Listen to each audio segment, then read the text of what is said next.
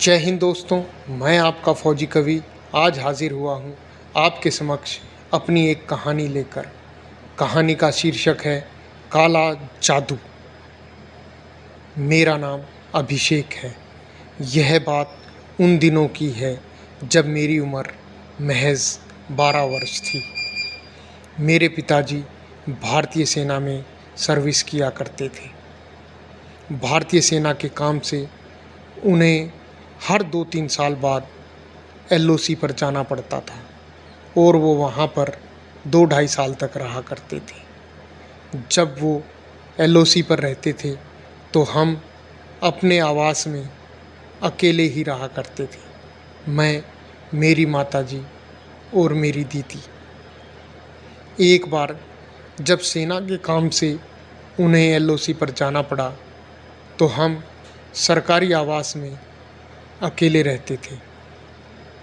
हमारे पड़ोस में एक आदमी अपनी पत्नी और लगभग मेरी ही वर्ष के बेटे के साथ रहा करता था।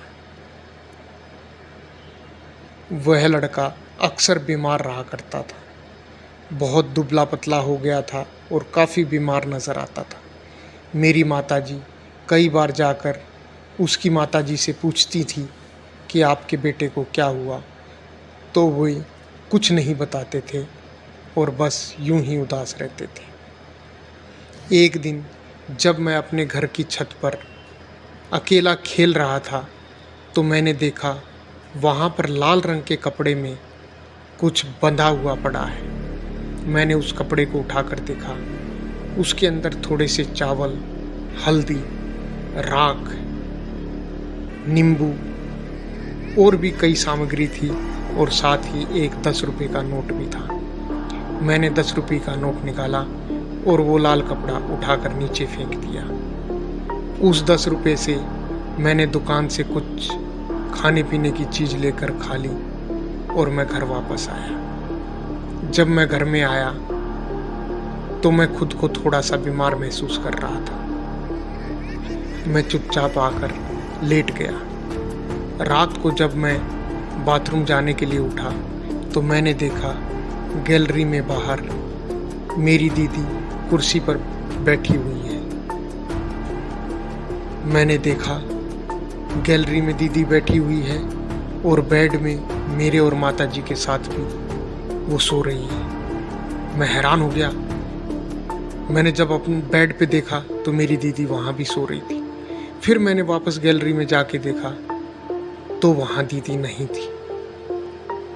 जब मैंने दीदी को गैलरी में देखा था तो उसने कुछ और कपड़े पहन रखे थे और जब बेडरूम में देखा तो उसने कुछ और कपड़े पहन रखे थे। मैं काफ़ी हैरान हुआ, डर सा गया, लेकिन मैं बाथरूम से आकर चुपचाप लेट गया और सो गया और अगले दिन तक मैं लगभग सब कुछ भूल गया। फिर इस तरह की उटपटांग घटनाएं होती रही। मैं कुछ भूलता रहा, कुछ याद रखता रहा। एक रात जब मैं सो रहा था तो मैंने देखा कि मेरे बेड के सामने ही एक कुर्सी पर फिर से मेरी दीदी बैठी हुई है। मैंने उससे कहा, दीदी तू यहाँ क्यों बैठी है?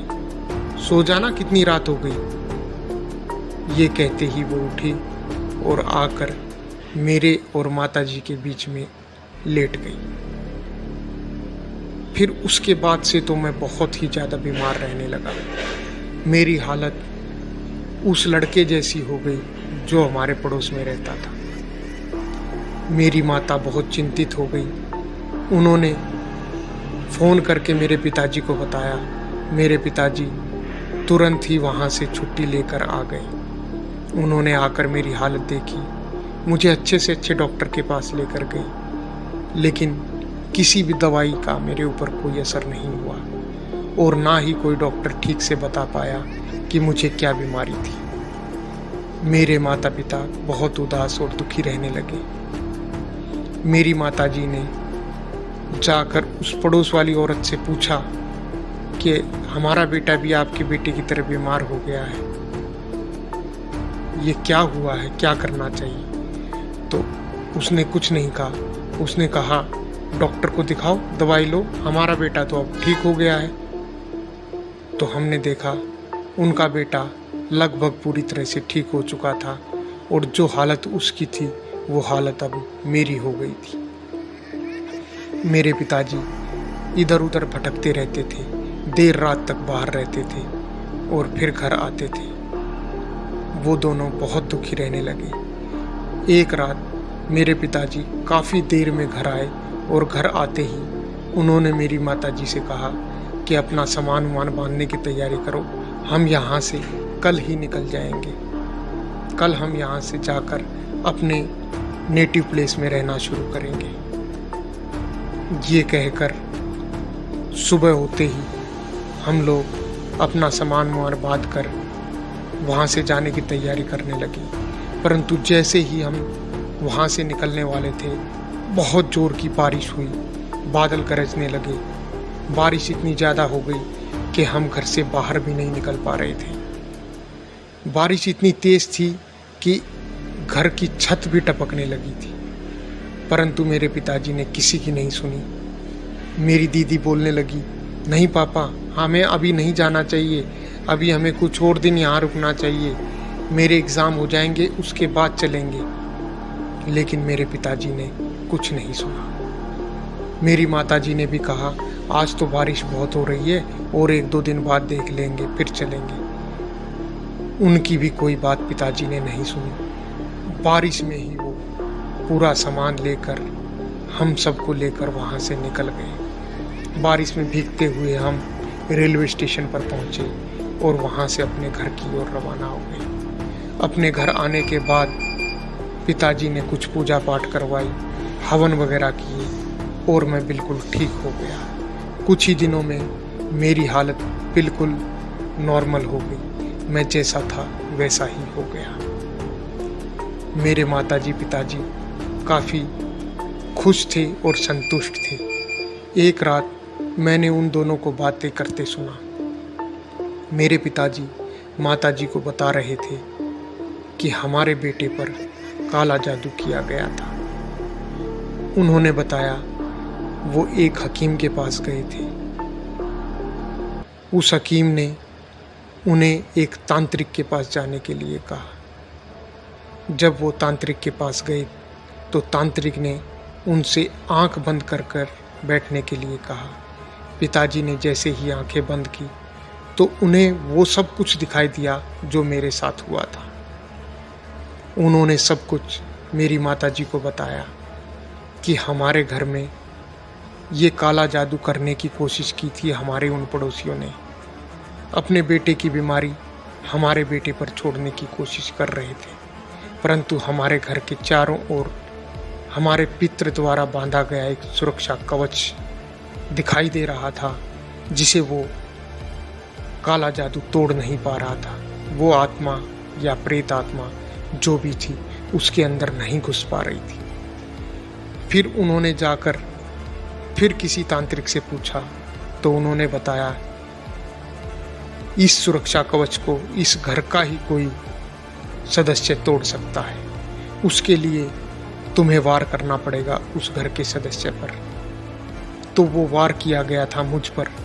मेरे पिताजी ने बताया कि उन्हें दिखा कि छत पर लाल कपड़े में बंधा हुआ कुछ पड़ा है।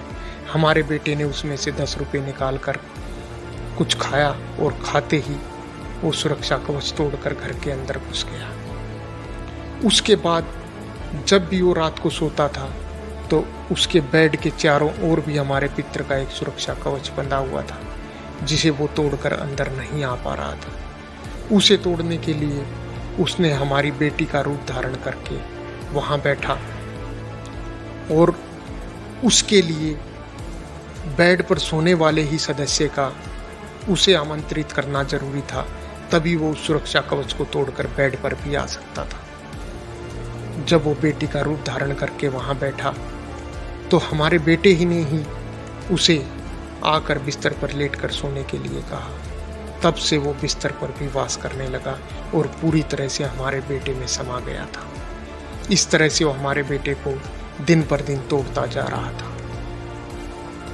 तब उन तांत्रिक ने मेरे पिताजी को कुछ पुड़िया वगैरह दी थी, जिससे उन्होंने मुझ पर वार कर फेंकी और तुरंत वहाँ से जाने का फैसला किया था।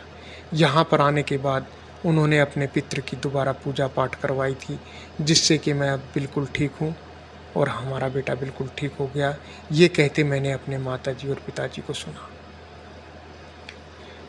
लेकिन आज भी जब मैं वो बातें सोचता हूँ तो हैरान हो जाता हूँ, क्या सच में काला जादू होता है? क्या सच में किसी ने मुझ पे काला जादू किया था? और अगर नहीं, तो वो सब बातें मेरे पिताजी को कैसे पता चली? उस तांत्रिक को कैसे पता चली? उस तांत्रिक ने कैसे मेरे पिताजी को वो सब बातें बताई जो मेरे साथ हुआ था? मैंने तो ये बातें किसी को नहीं बताई थी। ये सब बातें मैं सोचता रहता हूँ और इन सवालों का जवाब आज तक मैं ढूंढ नहीं पाया हूँ। तो दोस्तों, ये थी आज की कहानी। आपको क्या लगता है, अभिषेक के साथ ये सब क्या हुआ था? कमेंट करके ज़रूर बताइएगा। जल्द ही मैं अपनी अगली कहानी या कविता के साथ पुनः हाजिर होऊंगा। तब तक के लिए जय हिंद, जय भारत।